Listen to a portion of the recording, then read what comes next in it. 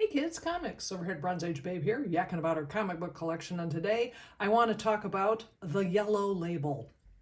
For friends of mine who don't follow this nerdy hobby as closely as some, the yellow label refers to the yellow labels that you see at the top of those comic book cases right there. The CGC company, the Certified Guarantee Company, does grading of collectibles, including comic books. And when you get a yellow label, it means that an artist, a writer, or someone associated with the book has signed that book, and that signature has been verified by the CGC folks, because it means it's been done in their presence.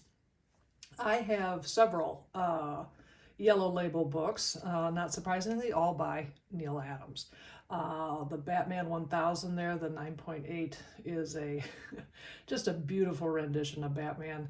The Batman versus the Teenage Ninja Turtles, how can you not want a copy of that? And then the Action Comics over there, that is, not only is that signed, but that is called a remark.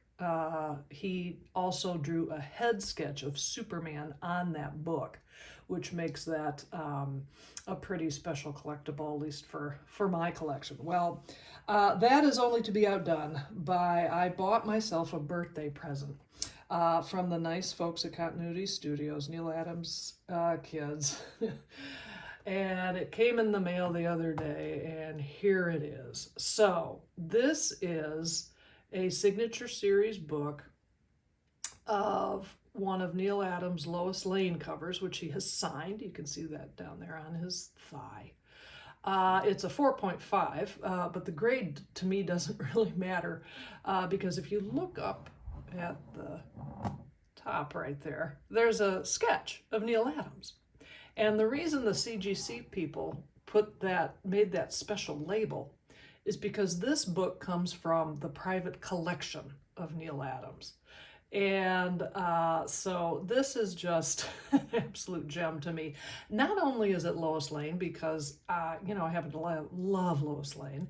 It's a Lois Lane Neal Adams cover, which is terrific for me. It also is Lois Lane in a wedding dress, which I have a great fondness for covers that depict Lois Lane in a wedding dress.